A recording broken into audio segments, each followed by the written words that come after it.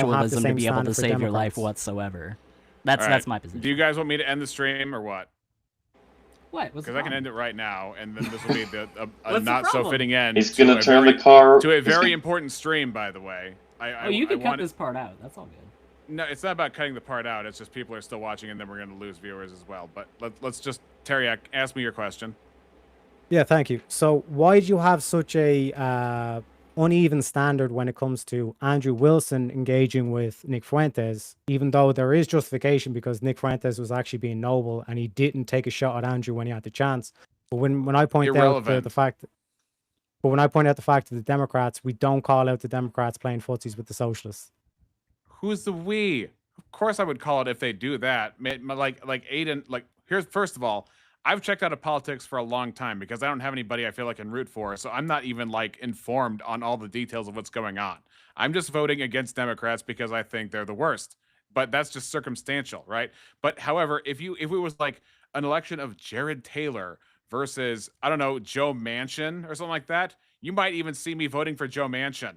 As bad as that might sound to you, I don't see voting for Jared Taylor or Nick Fuentes as an actual win, even though he might be on the right based on these preconceived dividing lines. I see a win would be like something closer to Ron DeSantis, and that might make you puke because he's not, far right or something like that, or he's not extreme enough to pull in the direction that you might like.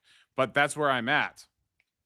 Yeah, but if you come at the perspective where all you're doing is like gatekeeping and attacking right wingers for not associating with the right people that you want to associate them with, but there's no attacks on the left, like the fact that, like I've pointed out, there's no attacks on the left. That's okay. Multiple, that's not true of me. Know that's not true of me.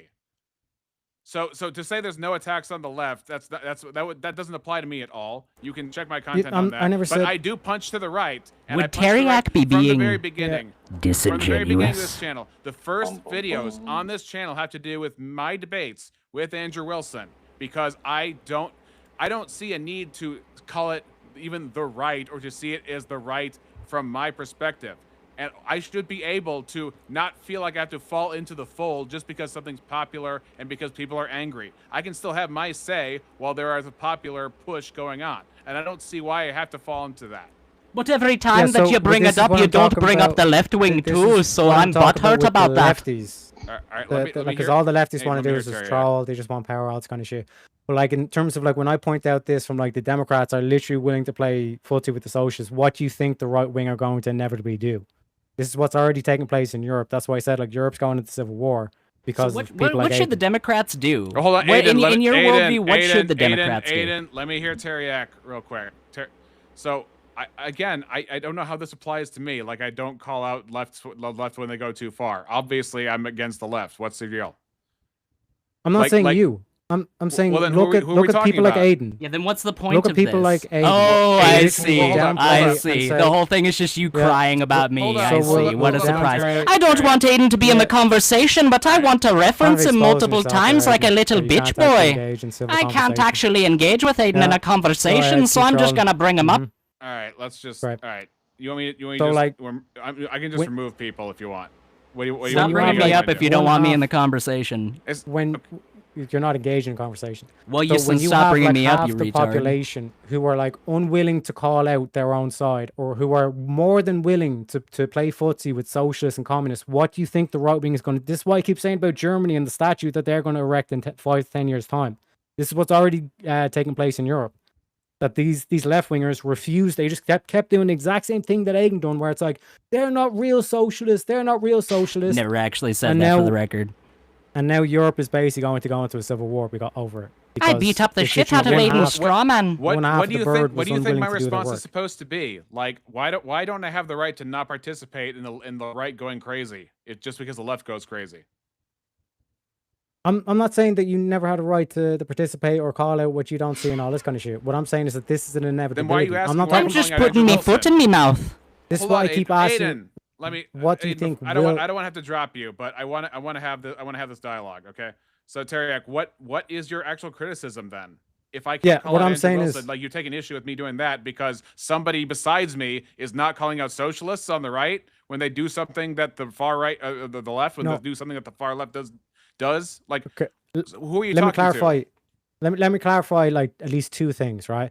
First of all, this is a prediction not a prescription. Right? This is a will happen, not should happen. So then for why everyone are in the you audience, questioning me on my stuff. criticism? What is it? Because I'm pointing out like the fair reasonable response here, the thing that's not being said by the panelists, because there are like lefties on the panel, is that like we'll have this critique for Andrew Wilson, the fact that he's I would say that this is a benevolent gesture from the likes of Andrew Wilson in particular of that clip, because the fact that Nick Fuentes had a chance to take shots at Andrew, but he chose not to, right? Versus what we see politically happening right now in the Democratic Party. The fact that prominent Democrats are part of the Democratic Socialists of America. You know what I mean? But we have this crazy bonkers standard for the likes of Andrew Wilson, but we don't have... These same lefties will never point towards Bernie Sanders, Rashida Tlaib, AOC, the Democratic Socialists of America as being an actual problem. Rex, may I say something? Okay, hold on, Aiden. He's asking me a question. I'm trying to calculate an answer, and then I know you want to jump in, but he's asking me a question. No, okay? you're good. I asked for a reason. You're good. Yeah. Look, it just feels like we're setting up this scenario where I'm not saying that you're doing this, but I'm going to ask you, here's this dichotomy between the far and the far left, and you have lefties on the panel. Yes, I have lefties on the panel because I think people should be able to give good arguments, even if they're... Let's say the left has all bad arguments against ethnostatism, right? And they don't appeal to people at large at all. We as a country lose in total for that. We as a society lose in total if we don't have good arguments on the right and on the left against ethnostatism. That's a problem. So we have to have these dialogues where we have some sanity. But I'm not talking to woke people who are like, yeah, racial in-groups are great, especially for non-white people. Those are the same people. It's just a different theme. It's the same ideology. It's just a different theme. So of course I'm going to want to back up against that, right? So yeah, I don't see what and the whole thing about benevolence towards Nick, that's kind of the problem, because we know what Nick represents. We know that Nick represents not only racism, but a tearing down of what the name Christian actually means. And he actually, one of the clips I was going to bring up was where he's sarcastically referring to Galatians 3:28, where it says, "There's neither Jew nor Greek, slave nor free," and he's just making fun of people who quote that. So, of course, benevolence towards Nick doesn't warm my heart at all. Well, so why should it? Actually, because it's got to do with personal attacks. Irrelevant to the grand scheme of things. Defnod, go ahead. Can I? Yeah, go ahead, Defnod. Actually, go first Defnod, then yeah. Go ahead. Can I just add something? So it's something that I've noticed is also okay. So there's lefties on the panel, and if the lefties don't also criticize their own side, then it's wrong somehow to criticize Wilson. That just happened to be the topic. If the lefties don't want to criticize something at this point in time, doesn't mean that they're don't ever criticize it. It just means like at this point in time, like every time you criticize person A, that doesn't automatically mean you have to turn around and also criticize person A, B, C, and D from the opposing side just to like even things out in the conversation. That's not how conversations work. It would take forever, because then you would have to also include literally like everybody ever that did anything wrong. Yeah, why are you just debating? To clarify, So I'm not saying. Hold on. I'm not saying how dare you criticize Andrew Wilson. It was Aiden's turn next. So just Aiden, go ahead. Thank you kindly. Yeah, as far as I'm concerned, Teriak is being such a little snowflake here that he can't possibly hear criticisms of somebody that's on quote-unquote his side without also hearing criticisms of somebody on the other side, quote-unquote. He needs to hear it, otherwise if he doesn't, then in his mind that's somehow giving points to the other side, and it's absolutely asinine. Oh, no, that's oppression. You're such a snowflake. So that's oppression if you don't argue against your own side. Let Teriak respond to Aiden. Yeah. So what I'm pointing out is the hypocrisy of people who will say, how dare Andrew Wilson, a non-political figure, and Nick Fuentes, a non-political figure, how dare they how dare they do that? How dare Andrew Wilson show any grace towards Nick Fuentes at all, right? Because of what Nick Fuentes represents. And again, he's not a politician.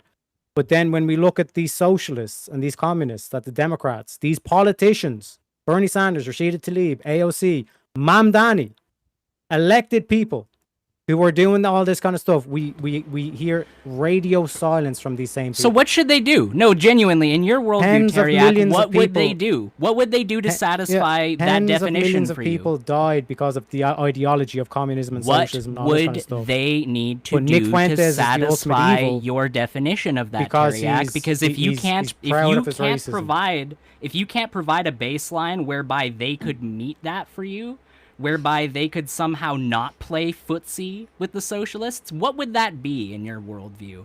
What would them stop playing footsie with the socialists look like to you?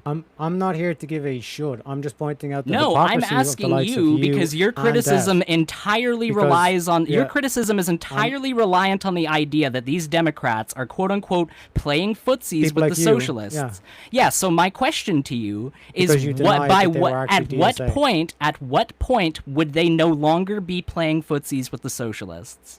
Yeah, if the there fact is that this when- line, then at which point is that no Let longer there? Teriak respond. Your question is complete. I just need to make abundantly sure that you're actually going to answer the question. I feel like repetition is the only way that I can actually get your molasses-ridden brain to comprehend. Yeah, I only got about 15 let him- minutes left. Let him.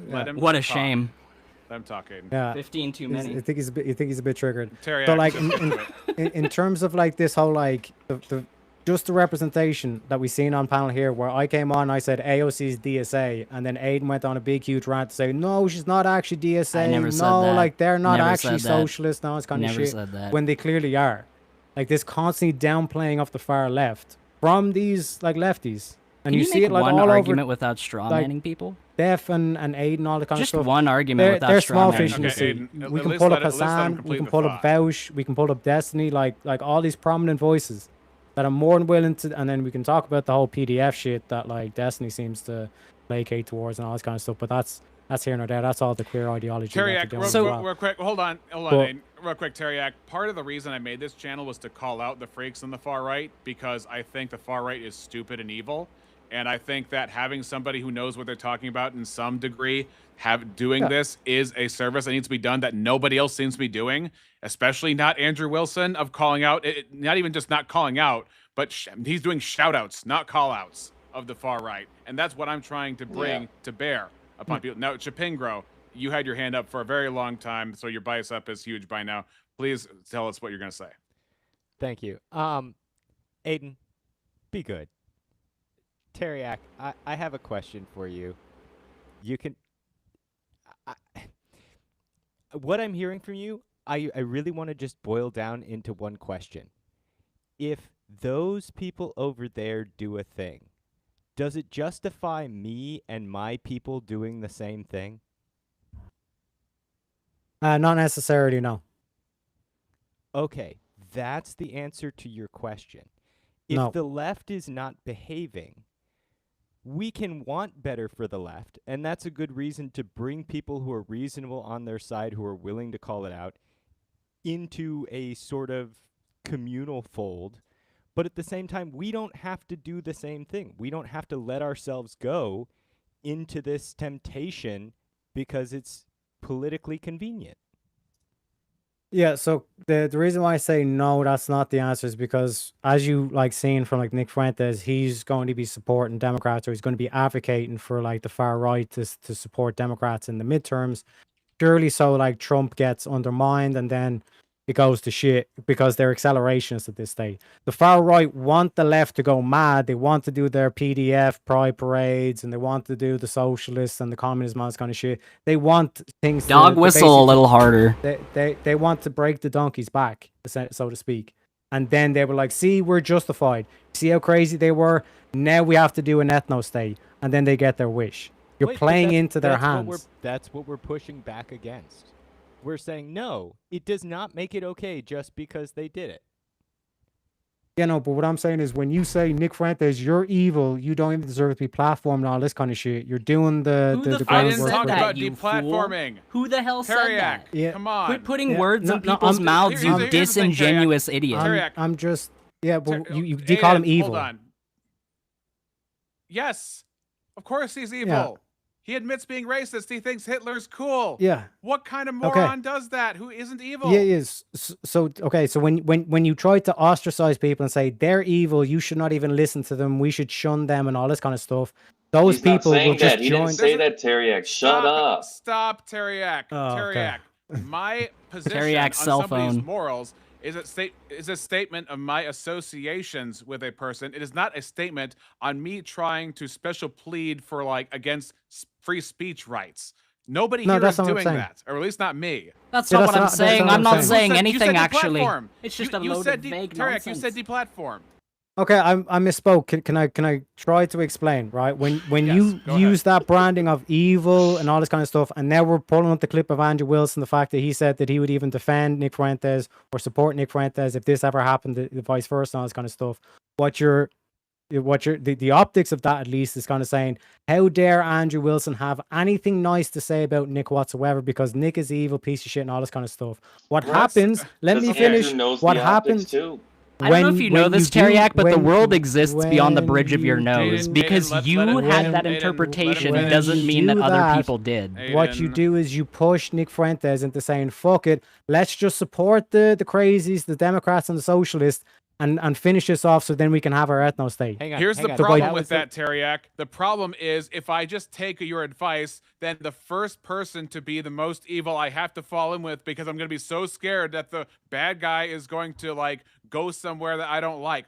Dude, me complying with him out of a fear of him being the mainstream or whatever is just not going to work. I'm not going to be like, well, I'm going to be scared that his ostracization is going to lead to some unintended consequences. First of all, I'm not putting him on some desert island somewhere. I'm saying I'm not going to associate with him. I'm going to call out his bad stuff based on an objective moral law.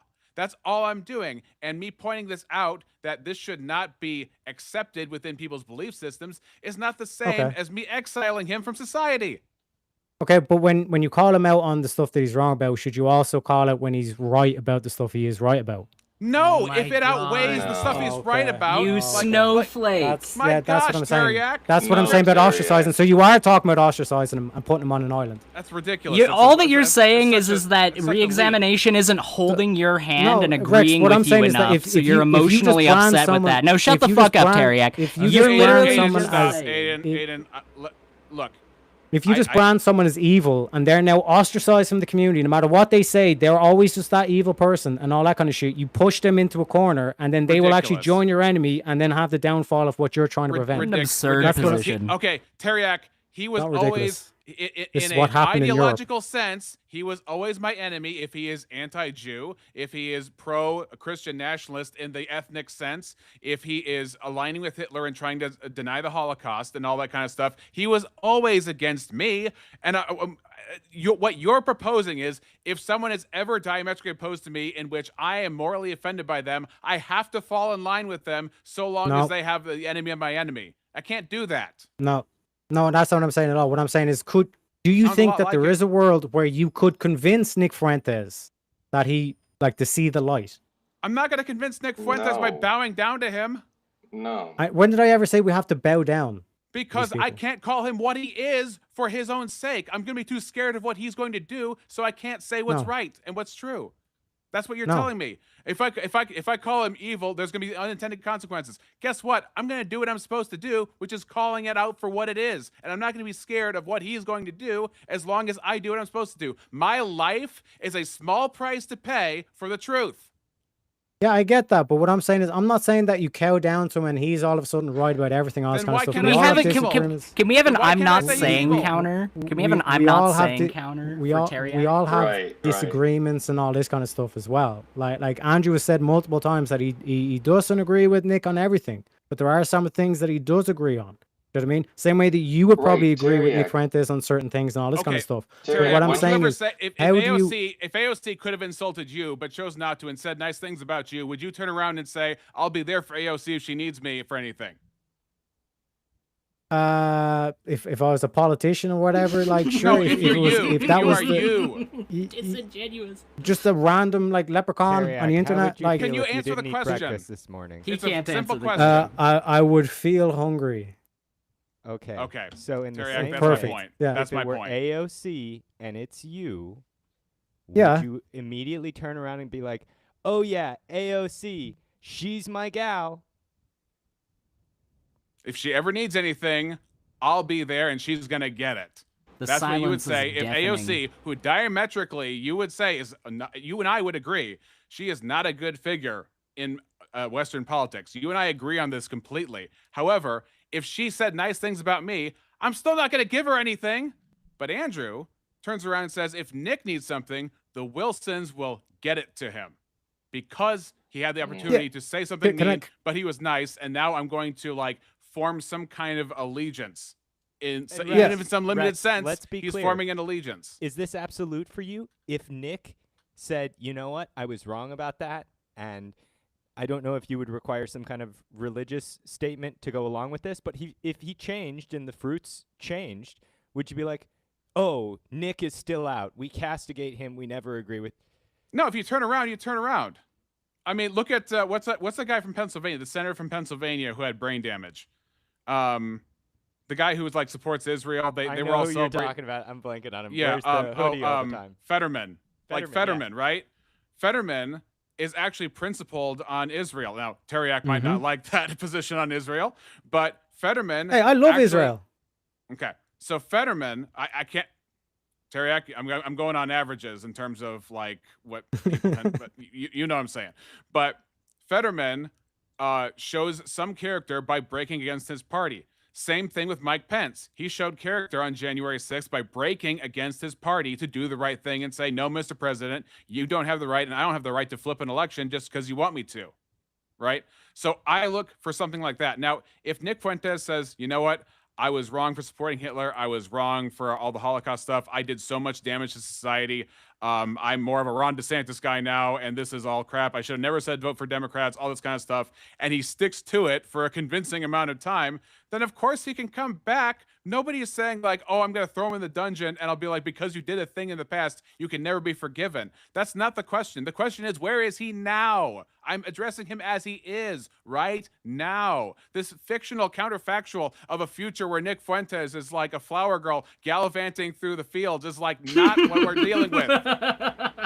Yeah, but again, to my main question, like I'm trying to point out, like, what do you expect is going to happen when half the country is more than willing to play around with do you envision some tens of millions of people? Teriyaki, do you envision an outcome in your mind where Rex is going to go like, "Oh, I understand"? What do you think will happen? Not what should happen. Here's the thing. I am not a consequentialist. I have never lived in a country that's collapsing. So can I tell you exactly what my character is when things go down? No, I can't tell you that. But what I can tell you is my conviction as it stands right now is I am not going to let, oh, but what if other people do it, dictate what I did. If I did that, I wouldn't have made this stream. If I did that, I wouldn't have made this channel. I wouldn't have criticized Andrew Wilson. I wouldn't have criticized Matt Dillahunty. I wouldn't have gone against both atheists and professing Christians at the same time, gone against Christian nationalism, gone against force doctrine, all this super popular stuff that people want to jump onto and people get more attention from and more subscribers from. I wouldn't have done all that if I was doing this for anything other than the principle, because it doesn't get you popularity points. Yeah, I'm not saying, like, again, like, I think you misunderstood what I'm actually saying. Add to like the counter. No, I don't think we did, Terry. Clarify. In terms of like, it's a me and him, Terry. Yeah, so like this whole thing of like do you think it's easier for Andrew Wilson to convert the likes of Nick Fuentes to see the light and on the path of truth and all this kind of stuff, or a communist? Convert him to what? Dude. To like actually see the light, to actually be, you know, good and not evil. What in Andrew Wilson's actions or attitudes would convince Nick to do that? Again, we can go back to the breakfast question because now it seems like you're doing the things. No. Rex. Just 1 second, please. I genuinely would like to jump in here for a second. All right, Aiden, really go like to ahead. jump Just can you tone it down with the insults and just give it substance? No, I can. Okay, thanks. I literally just wanted to point out that your attempt to try and get a straight answer out of this is mirrored when I tried to get a straight answer earlier in the conversation and was unsuccessful in doing so. So it seems to be a common symptom across people. That's not even an insult, it's just an observation of what has happened. Right. So again, let's compare, like, do you think Andrew Wilson has a better chance of like forming allegiance with the likes of Hassan or Vaush and trying to convert them over to conservatism, Or do you think it's a better chance of him trying to form a legion with Nick Fuentes and convert him over to conservatism? I just don't think it's a likely scenario, so I don't consider it, because I don't think that Nick and Andrew have such a disparate viewpoint that Andrew is like, I'm going to convert Nick. I think what Andrew wants to do is, even though he doesn't per se care about race, and I'm not going to accuse him of being a racist or anything like that. Nick has already professed that he's a racist, so we've kind of crossed that off. But I don't think he has any interest in doing that. So it doesn't really matter to me, like, if he's in a better position to do what he's not really doing.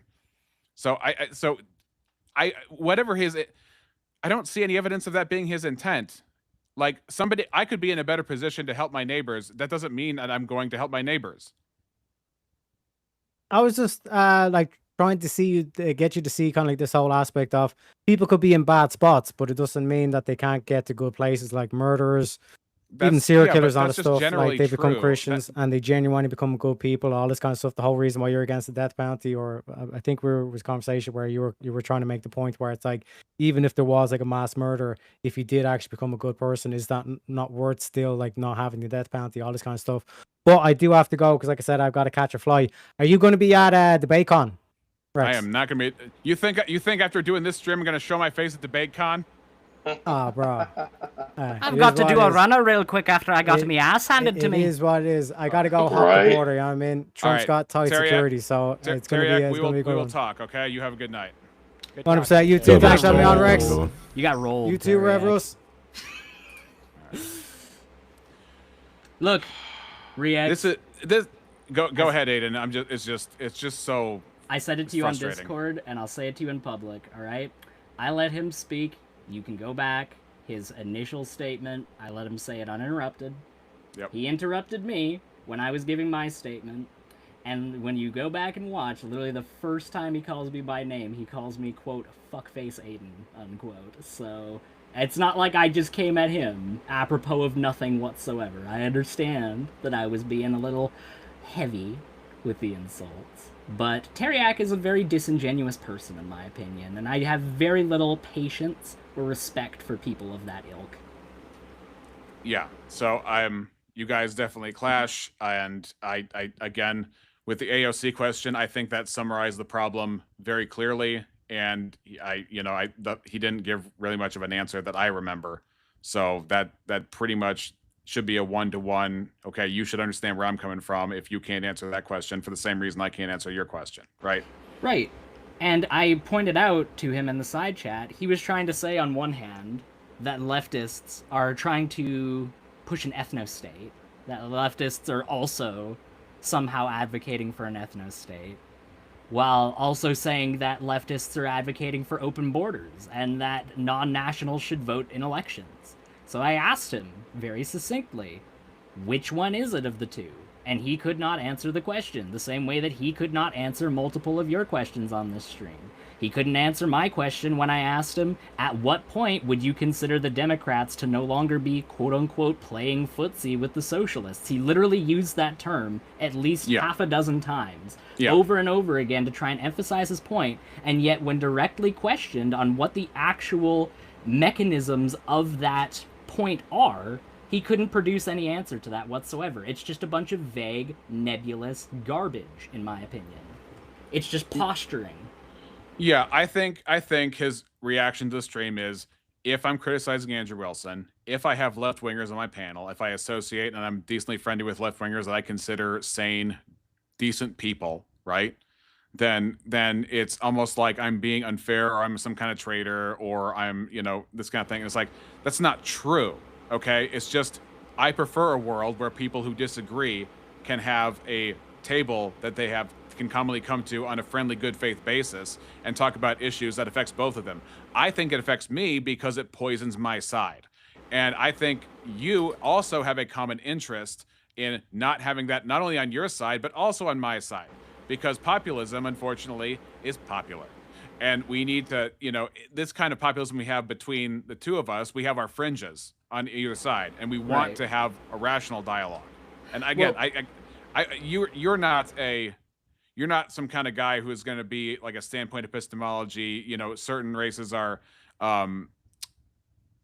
inherently victimized just by ontology by other races and all that kind of stuff. Whereas some people who would be called woke would be, right? Oh, I so agree. I can talk to you like that because we would have an even playing field on humanity. Individuals are individuals, and skin color means nothing. All that stuff. That's a great basis. Agreed.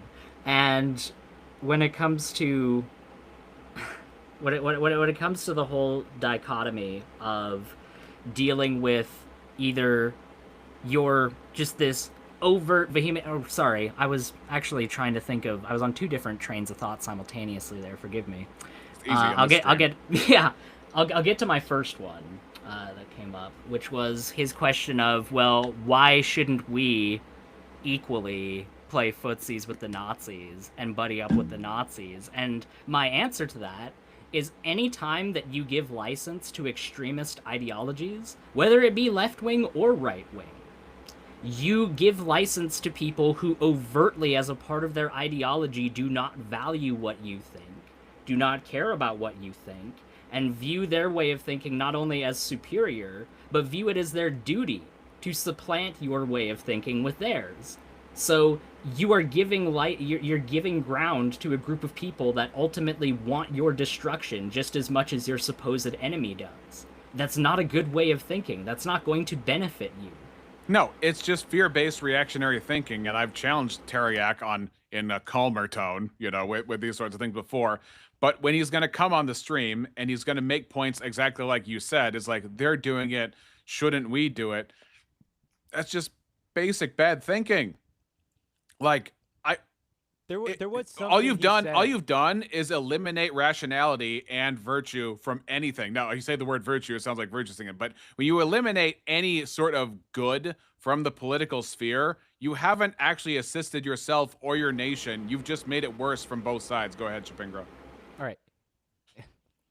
And because he's not here and everybody's patting each other on the back, I kind of want to push back because some part of what he said is something that I've been struggling with of late, which is somewhere in the realm of forgiveness and appreciation and charitability that I'm really struggling with, because I would say that Fuentes to me just seems more radical than Wilson, like on its face. Okay. Oh, he's way more overt with his message. I would agree with you there. Well, I would say that Wilson's not like Fuentes. He doesn't subscribe. I don't think that Wilson subscribes to Hitler was cool and most black people should be in jail and all this kind of stuff. But what I think he does specifically is he sees that there are numbers on the far right. He wants to consolidate those numbers into a singular movement. He's probably a no punches to the right kind of guy based on how he's interacted with me in these two debates. And that's where I'm concerned. It's not what his personal policy or opinions are, but what he's willing to do to get his ends.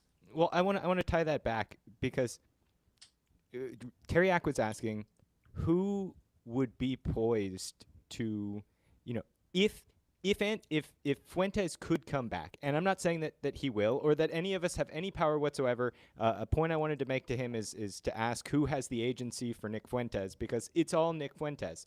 But we should probably reach out as neighbors, as people who are close in proximal spaces. And I don't know. I think there are two levels of this. There's the personal level at which we can say it's perfectly reasonable on a personal level for Andrew Wilson to reach out to Nick Fuentes if he's trying to get him to be, more sane. Like, hey, buddy, I'm worried about you. Is everything okay? Do you want to talk about it? And then there's another level, which is like a political level. And at that level, I would argue, and Aiden, I love you, buddy. I really do. I think you're... I'm ready for the butt. You're brilliant. Yeah. Call it a butt, call it an and, whatever. It doesn't help us if I'm trying to, point out agency, that we all need to be doing the right thing because it's the right thing for us to do, if we sink down to their level.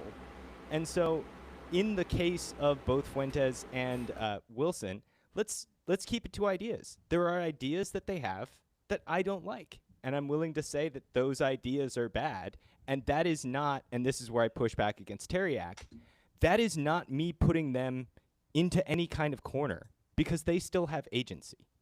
Shapingro, I would view what you are saying. I guess I'll have to let me preface what I'm about to say with a question to re-examination, and perhaps to anybody else on the panel who's familiar with Teriak's content, because I admittedly am not.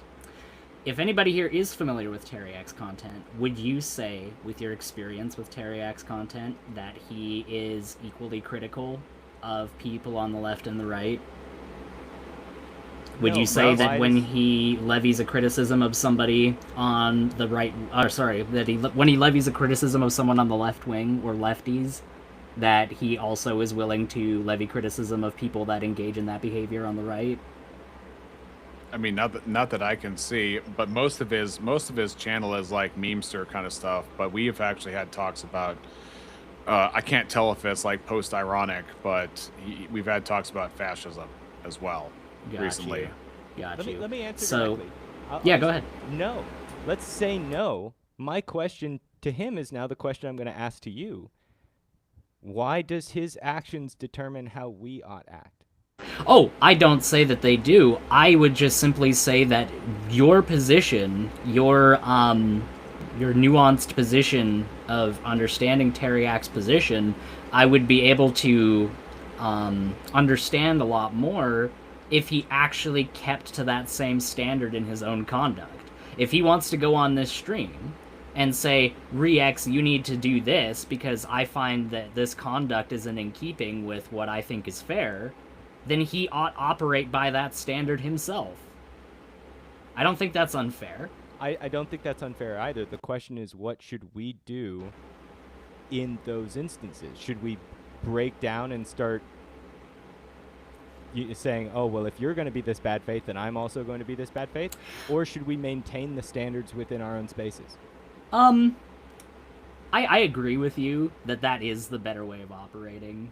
I agree with you that that is the better way of doing things, and I probably could have handled myself. No, I definitely could have handled myself better in that interaction with Teriak. But like I said, I have a very hard time maintaining a level of patience for somebody that very clearly is not demonstrating intellectual honesty and is very clearly not applying the very standards that they're seeking to be applied to other people. And that's wrong of me. I should work on that. But it's a problem that I'm currently dealing with. I would also say, as far as the Teriak and treatment situation, I know Teriak. I like Teriak. We have disagreements and we have some agreements as well. I would say that I do have this is probably the loudest I've gotten with Teriak, because this is he doesn't come at me hard, but this is the quote unquote hardest he's come at me. And I just feel like my reasons for saying what I'm saying are obvious. I think I laid them out pretty clearly, and I understand where he's coming from with like because I would do the same thing. Like if I saw Teriak and I had seen Teriak playing in the memes of like, I think he played like some footage of Mussolini, and he was like, oh, look at that, there's a man, and I'm like thinking to myself, this better be a joke. This better be like an edgy edgelord joke, because I got to figure out what this is. And so I'll just treat him like a friend, like he is, and then talk to him being in that position. But what I'm not going to do is Teriak is not like Nick Fuentes, where he's like a known element for propagating Holocaust denial and things like that. There's a huge degree of separation between like you give him the benefit where of the doubt. Teriak is and where Nick Fuentes is, and what that signifies as a public move to say, I'm going to be there for you and let everybody know that, because it's not like Andrew doesn't know the optics of what that would mean to the average person. It's not like he's like a doofus at understanding messaging. He's very good at messaging and tone and controlling the narrative. So he meant what he said, and he said what he meant. Well, there's this notion of loyalty that's been popping up on the right, and I'm not sure how I feel about it, because close to home, I'm big on loyalty, but in these broader, so long as you don't disparage me in any way and you make me seem great, then I'll hold you up. It feels strange. There's actually a specific movement within the right wing that was really a big fan of loyalty and purity tests. I'll let you figure out which one that was. Well aware of it, and it's but this is not. Oh my gosh! this is not really a sided thing. I'm just, again, on my side, which I consider to be the right. I can point to this. Aiden, can you agree that there's a very similar thing that happens on the left? Insofar as what? Purity tests? Yes. Say the line, you bigot. I would say that while that certainly does apply within certain circles of the left, I would say largely the difference between the left and right dichotomy on that is that the right wing has elevated that to the highest level of politics, whereas I really wasn't seeing Obama or Biden doing loyalty tests. I think Rex cited one at one point that Obama did, and fair enough. I'm not saying that he never did any whatsoever, even if he did just do one. But I don't know, man. That attack against the mega Republicans. Y'all remember that speech that he did? I think it was in Delaware. It was really dark. He had the red lights. He had the Marines behind him, the flags. He got up there. He literally looked like Mirror Universe Picard. Yeah. He's like, we gotta take the mega Republicans down. They're a threat to democracy. Well, he's talking about Obama, though. Well, yeah, no, I mentioned Biden. No, I mentioned Biden, so it's fair. Okay, my mistake. My mistake. See, me, I'm kind of unique. I'm an independent constitutionalist with core conservative values. I don't pick a side.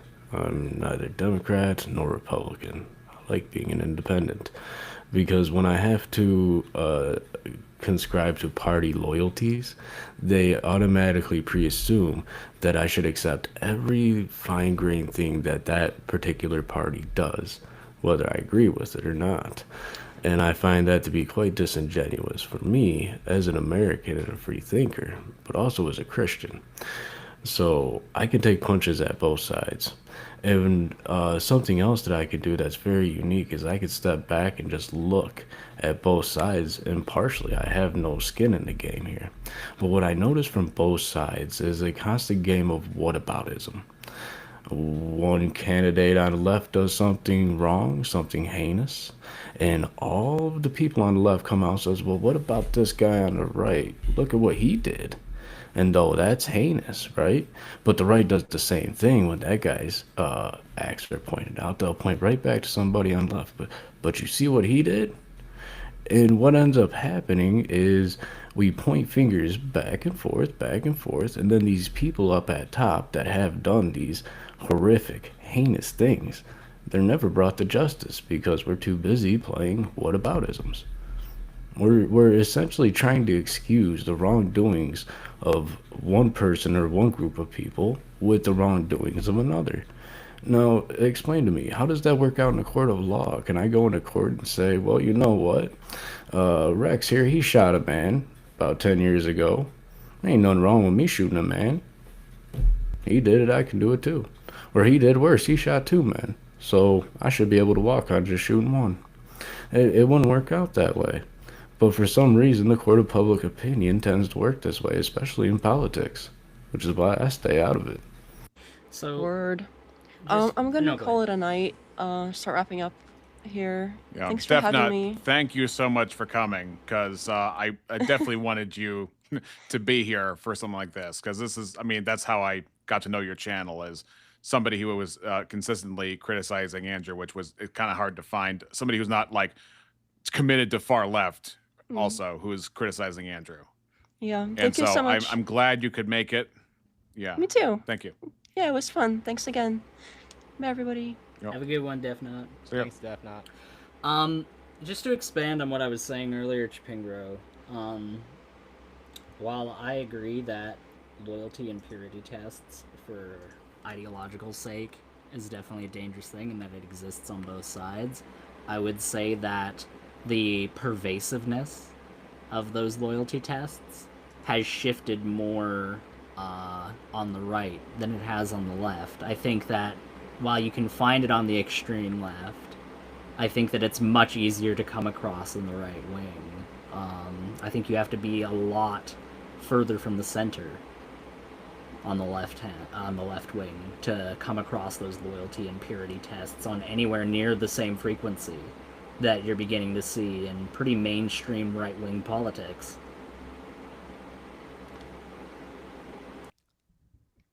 Well, I think we have We have the right wing, we have the left wing, we have the far right, and we have the far left. But we're also forgetting two other important components here, the alt-right and the alt-left. And a lot of times what people end up doing is they end up confusing far right and alt-right and far left and alt-left. So they end up lopping these two groups together. I would consider myself far right because I am a conservative Christian. And I'm also a constitutionalist. So that would put me in that far right spectrum of the political ideological spectrum. But that doesn't make me alt-right.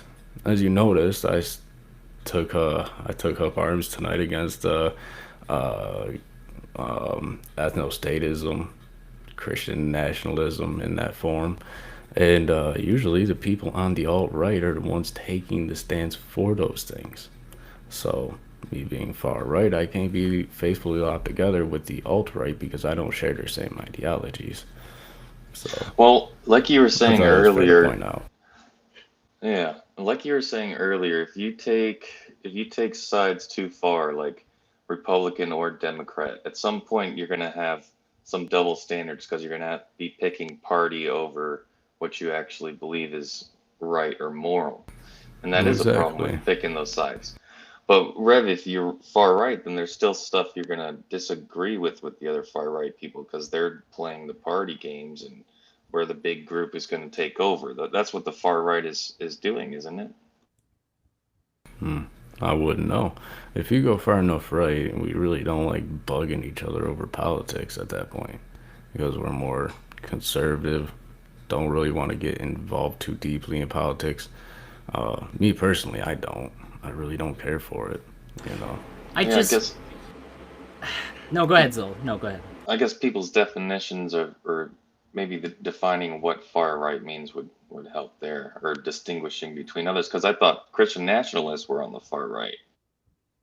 Well, you see, I would also consider myself a Christian nationalist, but I'm not a Christian nationalist in the sense that I want a theocracy or some sort of totalitarian rule where we got a church-appointed king or anything like that.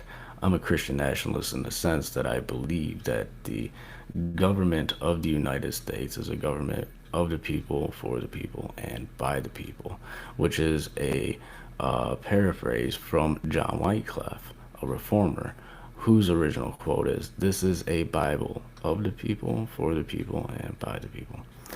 So I think the United States was built for a Christian populace, but the Christian populace is a blended multi-denominational kind of population, which is what the founding colonies were. A lot of your colonies, if you look at the state constitutions, they did require a declaration of faith.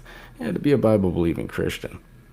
I think maybe 2 of them were Catholic, but the other 11 were Protestant.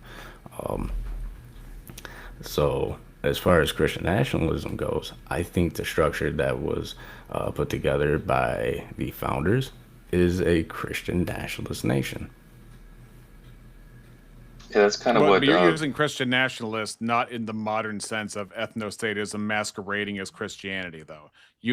That's a problem, exactly. Though. The problem, Rev Russ, is labels do matter because labels are optics as they are understood by the populace. And so I would not call myself a Christian nationalist. I don't even know what I would call myself. I would just say that you and I would probably have the same policies. I just wouldn't use the same label. Yeah, for sure. Like I said, in the sense that I believe that the United States is a fundamentally Christian nation.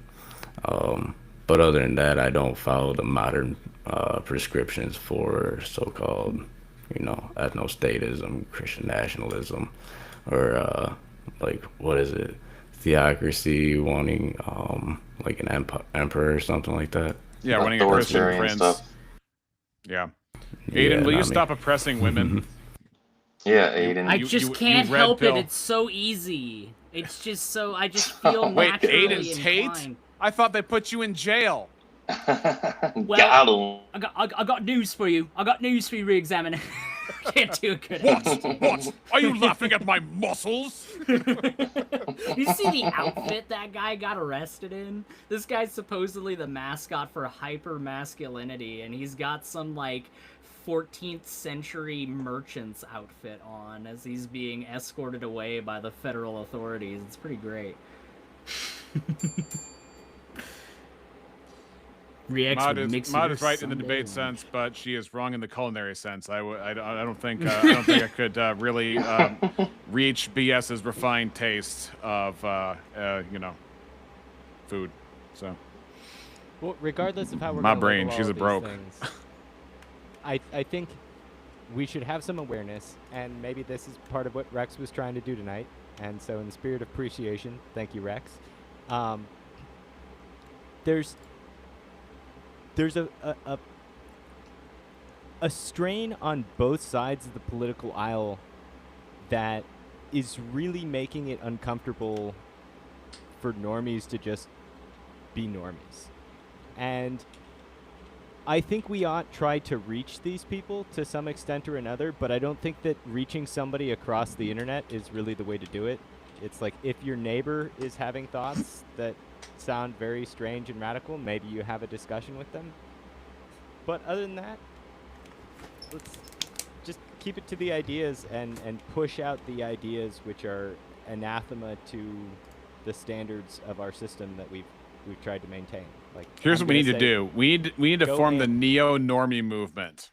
Oh no! Yeah. Oh no! There we go. It's where we are politically aware enough to know where the culture really is. But You we know want what to we'll do? pull it to some sanity. We'll Hello, all everyone, get our I'm the sheets. It would be the okayest We'll get party together in, one day in the with nation. all of our huh? sheets and just Yeah. wash them in a communal washing of our sheets. That way. Oh. Hello, my name is John Smith. I'm the new president of the neo-normie movement. I wear loafers on the weekdays and Crocs on the weekends, and I Both go without golfing. socks. I go golfing about once every month at the local country club. Oh, but I'm not a member, Tavo. though.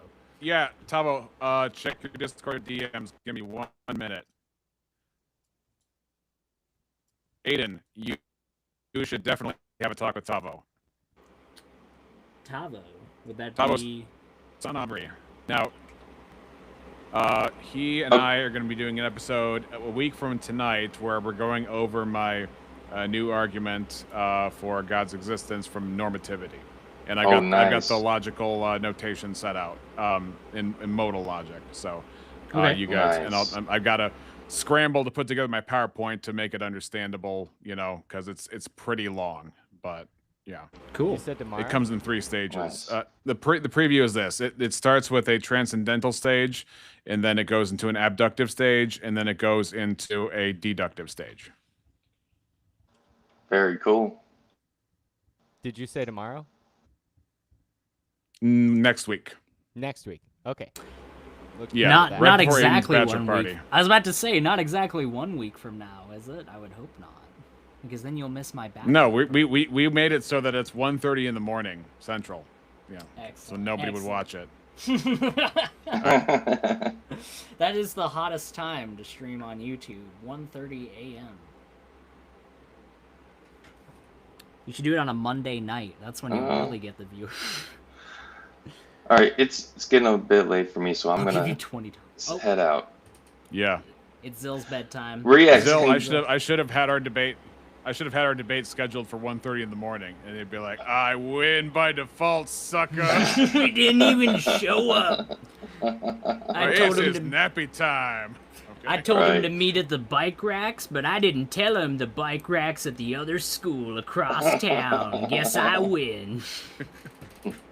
But yeah, congrats on 200 reacts. Let's freaking go. Yeah. Thank you. 200 Very strong. nice. Very nice. Thank you. Appreciate it. And now I have the Atheist Experience fans coming out to end me, and I got the Crucible fans coming out to end me. All right. It's kind of like that scene in Serenity where the Firefly goes through the portal and he's got the entire Empire on one side against him, but then he's got all the Reavers coming out chasing him. Maybe nobody knows that movie, but Serenity is one of my all-time favorite movies ever. Commies to the left of me, chuds to the right. Here I am, stuck in Stuck the in the middle. middle with my neo-normies. I'm tired, Rex, raising babies and all, but let me know if that crybaby is... Oh my gosh, night, Rex. Okay. All right. Aiden, are you ready? Are you prepared to punch a woman? No. I'll tell you what. We'll close the stream down. No, I'm joking. Yeah, if you want to have a debate, who was that in the side? I forget their name already. Her name is Leah Bobia. Leah Bobia. Yeah, if you want to have a debate with me, Oblivion NPC, then we could definitely do... I'm sorry, that does sound like the name of somebody that I would encounter in Oblivion. For sure. But yes, we can debate. Absolutely. I don't know what topic Shut up, you want to do. Bubblegum. Oh, God. Here we go. He's ruining the neighborhood. You let one of them in, and then next thing you know... I bet you choose your neighbors. Oh my goodness. This is public Can you imagine? property, Can you imagine? I'll have you Andrew know. Wilson goes in. He's like Right. grilling his steaks out in his Weber grill on the front lawn, and he looks over at the guy in the next porch. He's like, "You, gone? No, not you." You get a new neighbor lineup. Have a Protestant move in next door to him. Put him up against the wall. Let me check these names. Now profile, picture. Okay, thanks. Papers. Yeah. It's like Family Guy, where he has the chart with the different skin colors on it. He has the line of acceptability on it. Not that there's anything wrong with having a chart of skin colors, you know. But I mean, where does it say? Where does it say in the Bible? That's Where does it say bad. in the Bible? Not What you're to saying have a is chart of skin illogical. colors? Where does it say that? I don't see anywhere in the Bible where it says that, so I don't see what the because I'm not problem allowed is. to see anything in the Bible, you know. You have a surprisingly good Wilson impression. Dang. Yeah, it's part of it's Midwest, so there's that Midwest nasally sort of thing, so it's kind of always available. But I also, because it's an impression worth having, I think in these days, It's a I've good worked one on to it a keep. little bit. It's a good one to keep in Nice. your back pocket. Nice. I have to say it. Everybody thinks of Aiden as the impression guy, but Rex is coming up in the world of impressions. Yeah. He truly Thank is. you. I think you're more natural with them because I usually have to like. I think you could do it on command, whereas for me it has to be in the moment. You know. It's but very I think, contextual for re-examination. That's right. You see, I'm a method actor, okay? I have to be, you know, in the sway of things. But yeah, thank you, Aiden. But your voices has always been great too. I'm trying to remember, like, you do so many voices. It's an unfair advantage. I have a demonic presence within me. It's been there for a long time now. Aiden, can you stop levitating when you do your impressions, please? Look, my real name is Verono now. That's my real name. I am Sasha Fierce. For some reason, I've started becoming very enamored with Phoenician art and architecture. I want a one-man show, Aiden, having the conversation we just heard between Aiden and Teriak. Oh my god, that'd be Right. great. That'd be great. You see, Teriak, you've already lost, for I have depicted you as the Soy Jack and me as the Chad. It's already over, Teriak. Come on. No. This goes to show the level of intellectualism my brain is at 12:32. Definitely not at my finest. Good reminder. I'll catch you guys later. And Have a good congrats one, again, Zil. Reacts. Have a good And one, Zil. Great stream, Zil, dude. have a good one. Have a good one. See ya. All right. Real quick. Looks like Tombo's too good to join us, which is probably true anyway. Dang. But Aiden, what would you want to debate Leah on? Do you have any particular topic that you were going back and forth on in the chat? They said something degen that you support, which I find to be interesting. I would almost find it more I'd find it more interesting to see what topics they have in mind, because it seemed like they already kind of had at least a vague outline of what they wanted.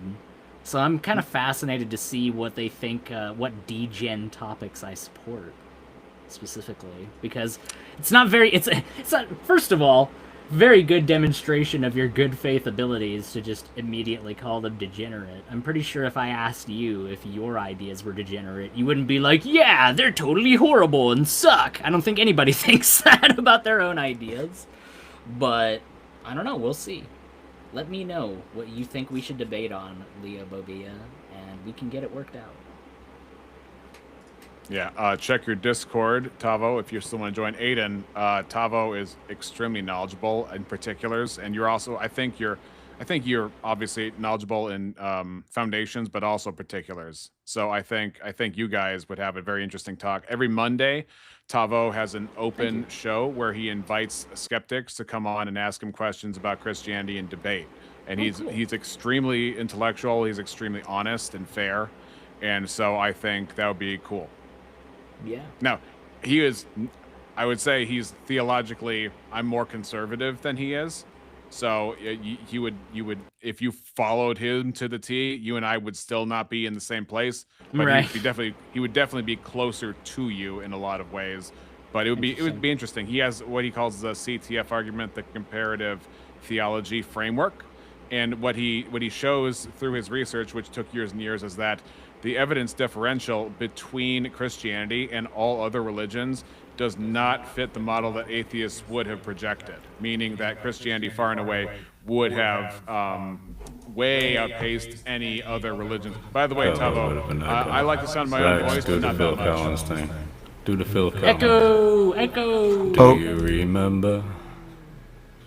21st night of September. See, Tavo is such a convert that he lives in a cathedral. That's true. Hey everybody, Tavo, live from the Hagia Sophia. How's it going? Hey everybody.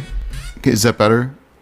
That does sound better. Okay, all right. Yeah, I guess I've not tried Riverside yet. But I just got a phone call, so I'm going to mute myself for a second and then I'll hop back on. So sorry, that's very rude of me. If you want me to hop off, I can do that. No, stay on. Okay, I'll be right back. In for a penny, in for a pound. The mute button is there for a reason, my friend. Yeah. Okay, all right, I'll be right back. I will just say. By the way, do you like my trolling? For anybody, because I'm sure they're going to hear about this. Oh yeah, that was pretty good. I enjoyed it. I like the subtlety. You didn't point it out. You weren't like, "Hey everybody, look at that." You just showed it. Yeah. That's the best kind of reference, not one that's put out in the open. You got to notice it. You got to go out of your way. I will just ask, in order to fill the time while Tavo's away, I asked Zill about his position. You don't have to expound on it or anything, but I'm just generally curious about what your position on baptism is. Do you think that baptism is necessary for salvation, or do you think that, are you a faith alone person? Yeah, I'd be a faith alone person. I don't think baptism is necessary because that would depend on an act of the self rather than a reliance on the sacrifice of Christ. Just because obedience is part and parcel of the God's lordship in your life and Christ's lordship in your life, and He gives you the ordinances of communion and baptism, it doesn't mean that that is some kind of formula where God is impressed. For example, I just read Romans 2 earlier, where it talks about circumcision is, being nothing in and of itself, because it's about circumcision of the heart and not the outward actions of it. Although what is part and parcel is that you ought to obey Christ, right? But Christ is not going to be like, you didn't follow through with this ordinance because of one thing or another, and then therefore you're barred from heaven. I know what people often point to is like Acts chapter 2 or the long ending in Mark. And yeah, I don't think that, first of all, the long ending in Mark, you don't find in early manuscripts, which is why it gets its nickname like that. And for Acts chapter 2, I still don't think that that's like an actual requirement that you have barred yourself from heaven because you haven't had a baptism. And the classic example, of course, is the thief on the cross. And we know baptisms were happening way before the thief on the cross, because John the Baptist was baptizing people. And when the Pharisees showed up to him, he said, "Who told you about the wrath to come?" Which tells me that he was preaching about the wrath to come and people were repenting. Go ahead. To be clear, I won't go into super long specific detail about it, but I would say that while John the Forerunner is extremely important insofar as introducing baptism on any kind of wide scale, I would say that, per my understanding of theology, baptism is something that is required as part of one's obedience to God. And that it is necessary in addition to repentance for the cleansing of one's sins. And I would say that only becomes the case after Pentecost, after the apostles received their revelation in the upper room. But that's just my personal position on that particular thing of theology is concerned. I'm sure, well, maybe Tavo would agree with that. I'm not sure. Maybe he would agree. Maybe he would disagree. Well, while we're in a holding pattern, I'm going to pop out. Take care, I Chipingra. will be in the chat. Aiden, it was lovely talking to you. As always, I think you're brilliant. Rev, do me a favor. Pound on your desk. I love the member berries. Thank you. Thank you so much. I love it. I love it. All right, and Chipingra, any last words in the debate that was not Teriak and Aiden? Because I think that kind of overshadowed the whole point of the stream. I'm sorry. It's not entirely your fault. Go ahead, Chipingra. I think he died. No, I'm sorry. The Declaration of Independence is the mission statement for the country. If you see what that is pointing to, it is not concerned with race. I realize that when the Constitution was written, we have certain race-explicit things built in there, but there's an abductive process by which we better understand natural law. And the more we concentrate on these characteristics which somebody has no control over, and we don't concentrate on their agency as individuals, the further away we move from that proposition that we started as a nation. Yeah. And before you go, I have to announce the poll had Pretty Spicy winning at 52% and Burn Your Lower Jaw Off Spicy at 48%, making Pretty Spicy the winner. So Pretty Spicy it is. I think we ended up doing Burn Your Jaw Off Spicy on the later half of the Probably. debate. Sorry about that, guys. My bad. Well, not entirely my bad as re-examination. I haven't broke out my jambalaya yet. Well, thank you for having me on. Congratulations on your epic rise to glory, Rex. We really appreciate having you around, buddy. Conquering the internet one sub at a time. Have a good night, Chipingra. Good night, everybody. Bye. Good Chipingra. So I would just say in regards to the debate, if we're gonna kind of, unless you want me to say when I'm about to leave the stream, I just figured maybe now would be the time. Oh, just your overall evaluation and anything else you want to say. Just whatever you want to say. I think that people like Andrew Wilson require a very cherry-picked, very selective view of reality in order to justify their positions. They'll point to nations like Japan and act like they're ethnically homogenous, when in reality it is a small but still very present minority that has lived there not just recently, but for as long as Japan has been a unified nation that just universally gets ignored for the sake of convenience by these people. They rely upon the notion that they don't believe in racialism as an idea, but constantly implement racialist talking points within their viewpoint and try to push a racialized agenda whereby an ethno-state is something that is acceptable in the Christian worldview in spite of any direct evidence endorsing anything of the sort. Anytime that God wants anything out of his people, he makes that very abundantly clear within the Bible. And the fact of the matter is that he never expresses any desire for there to be an ethno-state at any point. So the idea that you can make an argument from silence on that issue is lacking at best and very intellectually dishonest at worst. So I would only hope that the people that follow Andrew and take him seriously receive the antidote that they need, and that antidote is just a wider context of what these people are talking about. It's very easy to have somebody think for you. It's more difficult to go out and do the research and form the opinions for yourself, so don't take their word as fact. Do your own research and come to the conclusion on your own. Well, Aiden, that last response really triggered me. Oh, dang it. I was really hoping to make a positive first impression with you, so I guess I'm going to eject out of the stream now. No, I'm just joking. No. I'm joking. No, really, I just want B.S. Smith to pay up the $20 because he challenged you to trigger me, and he said if you trigger me, you got $20. So there you go. Sweet. Yeah. BS, you owe me. You heard it right there. Definitely not a fix whatsoever. Nice to meet you, Tava. How are you doing? Nice to meet you too. Good to be here. I'm not super political, and I missed a big chunk of the stream, so I'm commenting on anything that I hear without any context. But I'm looking forward to I'm going to have Reacts on my channel, and we're going to talk about the triage argument, which I'm really excited. It's a meaty, it's an esoteric but accessible and also meaty argument. So that's the main reason why I want to top up. Oh, did you want to talk about it now as well? No. I just wanted to give a plug for next Wednesday. And, that's the reason I popped up. But it sounds like most of the conversation has been steering towards like political stuff. Yeah. So here's what happened, Tavo.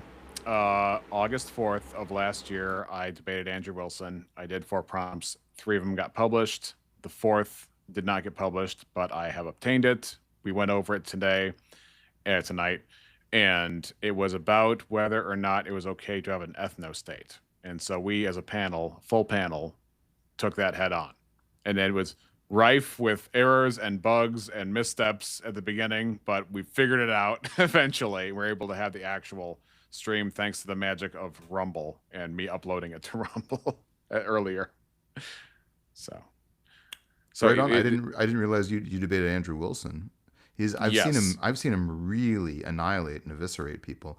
I don't think he's right about anything, but I think he's a highly competent debater. So yeah, you can be a rhetorician that has very bad ideas, but just articulate them very good. Yeah, exactly.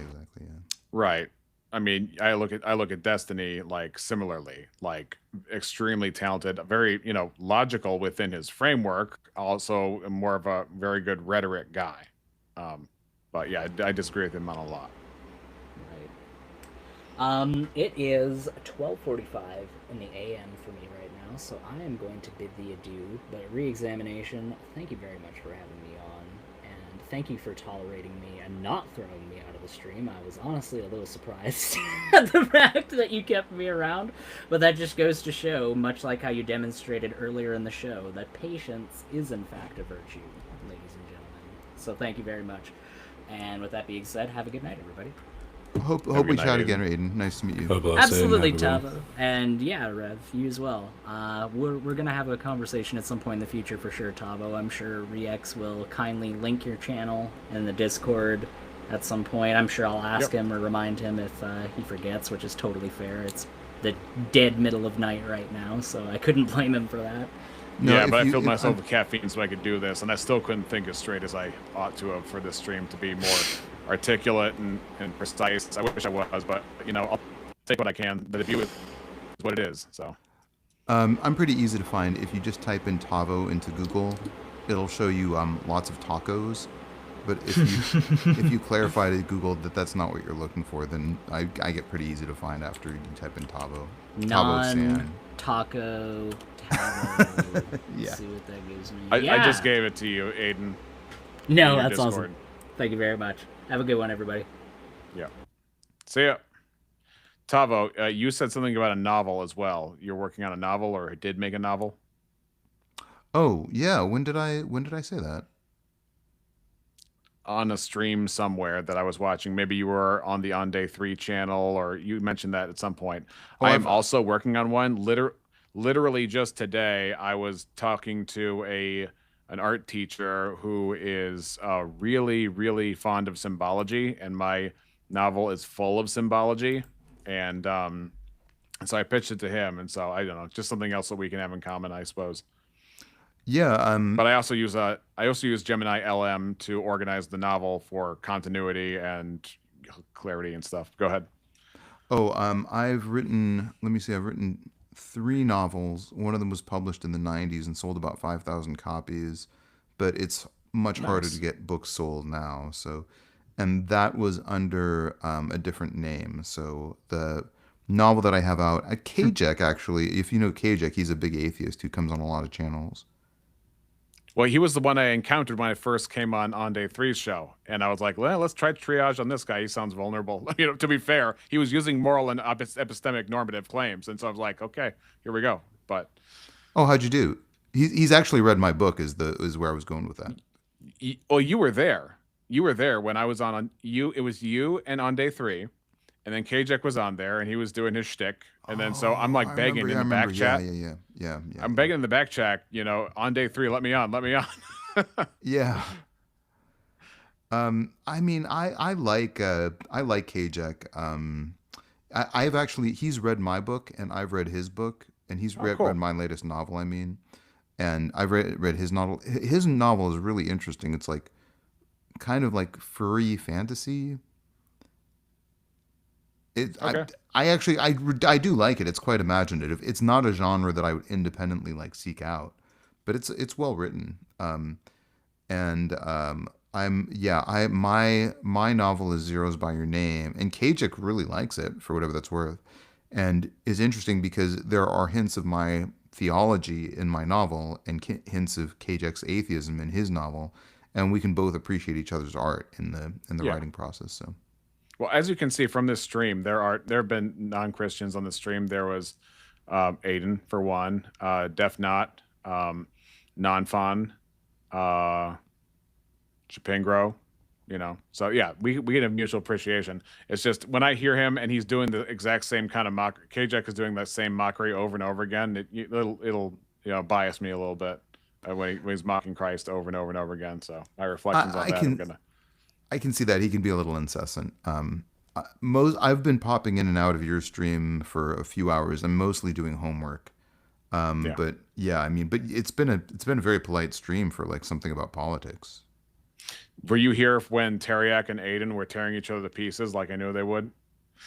I know Teriak. I didn't hear that. I didn't hear them. I heard a little bit more passionate discourse, but it didn't seem terrible. Yeah, when it was between me and Teriak, I was definitely more passionate than usual. But with Aiden and Teriak, it was just you want to talk about Bloodsport debate. There was no rules. It was a street fight. So you probably missed that part, which is fine because it's probably a little stressful. But over here is Rev Russ, and at one point we were doing regular shows on Sundays. He's been busy lately, and that's fine. But you should check out some of our episodes. Especially, we did a 3-part series on Are Christians subject to the civil laws of the Old Testament, and we answer in the negative. And we were reviewing a debate on that between Joel McDermott, who's in the affirmative, and J.D. Hall, who was in the negative. That's one thing. Also, Aiden and I was on my first official debate. We debated does Christianity give moral approval to slavery? Was the prompt. And yeah. And so it'd be interesting if just there's actually a ton of varieties of substantive stuff I try to do in each of my streams, including reviewing debates that I've been in and critiquing, my opponent as well as my own approach. So anyway, we're waiting for Rev to do some independent streams himself too, because he's got the setup going on. Rev, how's your computer holding up? Because I know you're looking to get a new rig. Holding up. I got the one tab open, so I haven't been able to do any kind of like quick research on anything. I'm just ad-libbing, so it's a little bit of a hindrance, but it keeps the mental gymnastics strong, I guess. Is that because your RAM is limited, and therefore, in order to engage, you have to minimize your operations?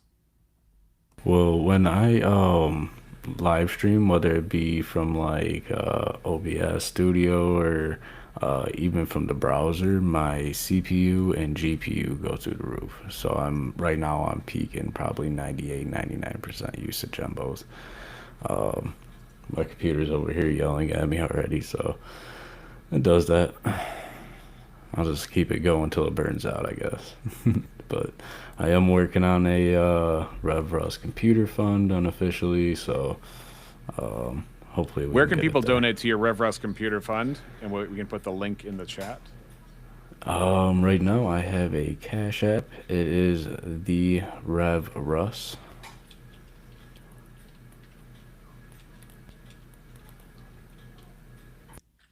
Okay, well, I'm just going to put the literal thing in the chat because I don't have the official link, but we can put that there for sure. And what's your main story like, Rev Russ? Like, what do you like? what's your main of your what's the main thesis? What's the main bent of your channel? Well, I'm a preacher, so that's kind of like my strongest point. Simple 3-point sermon preacher. And then somehow I ended up in the online debate panel sphere, which was kind of interesting because I never saw myself doing any form of formal apologetics or anything like that. But here I am. I let God guide me where he pushes. That's where I go. So I'm hoping that my channel, I'll be able to do at least 3 live streams a week. I'd like to do a consistent Reformed Bible study. I'd also like to do some devotionals as well.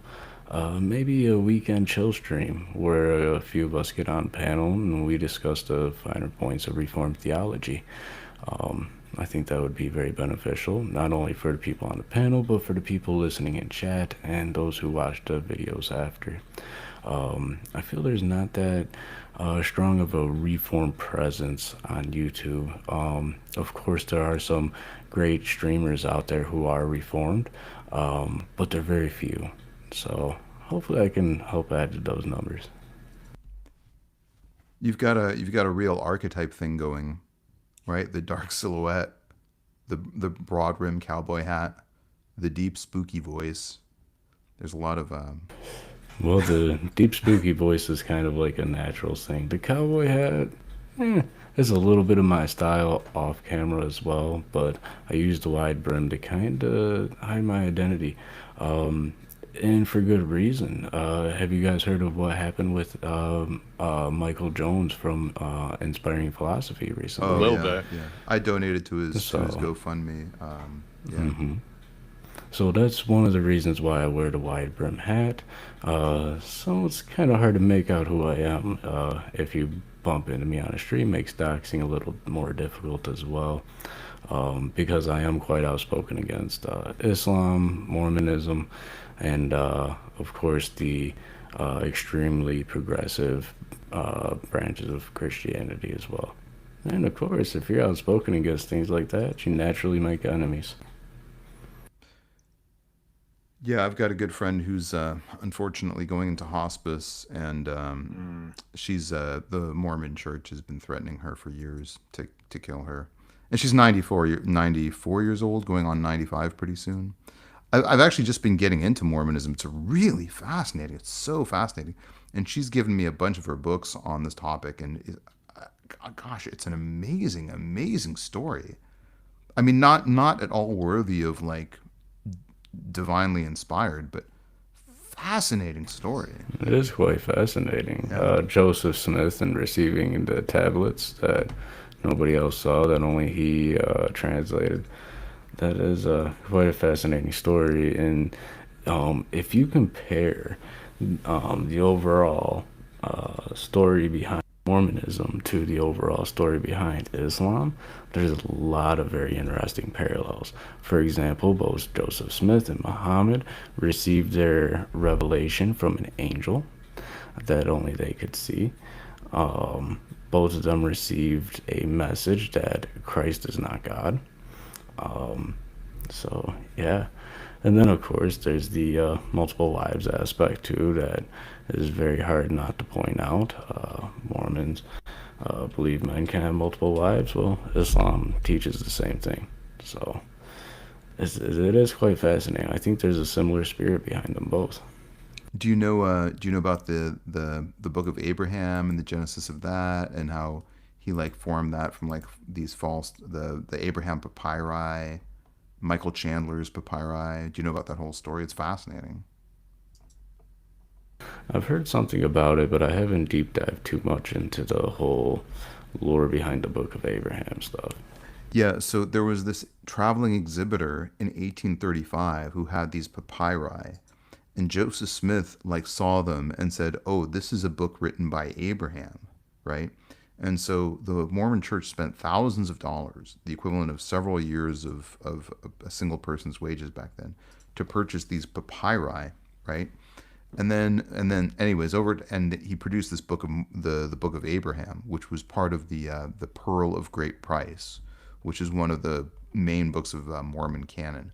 So, and this is very load bearing on all the theology. So anyway, in 1871 there was like a fire, and they thought these papyri were lost. And then in 1967 they rediscovered the papyri, right? And every Egyptologist around the world who's looked at these papyri says that this is a book of breathings, which is basically funerary texts, right? That one of them is a hypocephalus, which goes under the head of a mummy. And anyways, so when these documents resurfaced, like everyone looked at them and said, this is like the wrong millennium for them to belong to Abraham. None of the content is similar. Like this is absolutely and completely like, there's no way that anyone competent in understanding Egyptian hieroglyphics could get to the Book of Abraham. And anyways, there's a bunch of other examples of that. There were these tablets that this person like turned into Joseph Smith, and he translated them, and it turns out that they were like a hoax, right? They were like meaningless scratches on bronze that people buried in the dirt and like then gave to the Mormon church saying, "Oh, we found this thing." So anyways, it's fascinating. There's so much physical evidence disproving the whole narrative. Look up the Book of Abraham and the papyri. It's a really amazing story. Yeah, I'll definitely do that. Something I've noticed about Mormonism is they do like to close off. So once they pull you in, they do something called love bombing. So people who start getting close or exploring Mormonism, they pretty much send in the congregation. They kind of get close to the person and essentially love bomb them, do a bunch of stuff for them. I know of one man who didn't have a car, was having issues with getting meals and stuff, and he went to a Mormon church, and they started giving him rides everywhere, to his doctor appointments, to the store, helping him out with groceries. They had basically become his extended family, all the way up until the moment that he was baptized into the Mormon church. And once he was baptized in the church, mission completed, love bombing over. He was no longer receiving the rides to help with the groceries. The camaraderie that he was being exposed to before was no longer present after he had officially become a member. But then once you become a member of the Mormon church, they try to close you off from outside influence, especially theological influence. So a lot of their learning materials that they expose to new people are pretty much 1,001 ways that this denomination and this denomination and this denomination is wrong, and how they're antichrist and all of this stuff. So immediately they take you in, and then they paint everybody else as being basically sons of the devil. So it makes it hard for anybody to approach Mormons and try to break them of that kind of theology, just because of how isolated they've become and the rhetoric of pitting them against everybody else. It's really sad. Yeah, quite. My friend came out of fundamentalist Mormonism, but she's got an amazing story. But they basically kidnapped her until she converted back to Mormonism, and then she had to go through several years of pretending to be Mormon before she could finally escape. Yikes! And, yeah, but it was her. She actually heard the voice of she feels like she heard the voice of God directing her back towards a Trinitarian view, and she just loved Jesus so much that she was willing to like really sever ties. I mean, this was like she was a teenager, and she's like not in her 90s now. So this was like whatever 70 or 80 years ago that she was going through this, and to come in that era, to come out of like an oppressive regime like that, out of like a very people don't realize how massively patriarchal LDS is. It's a really their moral beliefs are truly repugnant. And anyways, yeah. So, but she came out of it, and she went to Christianity, and she's written several books about her journey.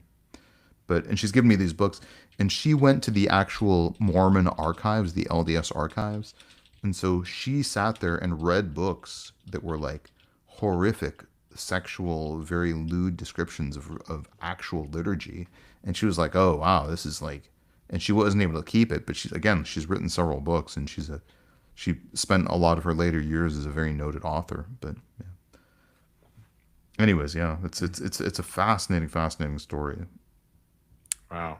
Well, hey, I hate to cut off fascinating stories, but it is 2 a.m. where I live, and it's even later for Russ, I think. So, and you know what, Tavo, why don't you make some plugs for streams you have coming up, and then I'll make some plugs for Robin Webster and myself, and then Rev can close us out with his plugs and a word from Scripture.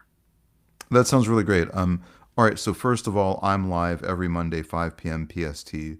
And then you and I are going to be presenting the triage argument, which, by the way, is a really remarkable achievement. It is at least a quantum leap better than most presuppositional argumentations that I've seen. So it's quite a good set of arguments. It's heady, it's esoteric, but I think it's accessible. And I really want to applaud you for basically taking an idea that's at least a little bit tried and revising it in a very novel way. So anyways, that's going to be next Wednesday. That's going to be on my channel. And I think we're doing it 5 p.m. my time, so 5 p.m. PST again. Oh, wait a minute. So I'm CST. So Oh, okay. Well, we'll figure it out. We'll figure it out in an email, but I'll definitely like put a link up at some point, and we'll talk about it over email. But anyways, that's going to be this Wednesday, and then tomorrow I may be on Day 3's panel on LDS. So if you want to hear more like really fascinating stories behind the formation of LDS, I promise it's an amazing set of stories. And again, my channel is just Tavo Sanabri, and I'm on every Monday at 5 p.m. And really nice to be up here, Rex. Congrats on 200 subs. Thank well you. deserved. A channel like yours, you'll be over 1,000 soon, and you're really making waves, and I really admire you for that. And Rev Russ, I love everything that you've said so far. I hope we get to know each other better, and you're welcome to reach out to me anytime as well. And thanks, Chip Pingrove, for promoting Nice my meeting channel you, too. And nice to see Robin and everybody there. Right. And Robin is having me announce that next Wednesday she's having a debate between objective ethics and JIL, also known as Jesus is Lord. And I think it's about slavery again or something. Maybe it's about morality. She'll have to fill me in on that from the chat. I have a debate coming up on Abe Dinkus's channel. It's myself representing the Reformed compatibilism side, and Zilzone will be representing the Molinism side in terms of how do we understand the handling of predestination and free will from a biblical perspective or a philosophical perspective. And as far as other things coming up for me, I don't know what the future holds up. Right now, I'll probably be focused largely on putting that PowerPoint together for Tavo Sanabri, and also trying to figure out the scheduling, because I'm also, if you remember Aiden, I'm part of Aiden's bachelor party stream on BS Lewis's channel. We'll see how that goes. So I will be up against it in terms of like 8 o'clock, and I have zero material for actually roasting Aiden, because what am I gonna do? But we'll have to work out a day and a time. In fact, if you're on X or on Discord, then we can have an easier back and forth if that's easier than email. But so far, that's all I got coming up. And Rev Russ, why don't you go ahead and give us some scripture to close out on? Absolutely, I can do that.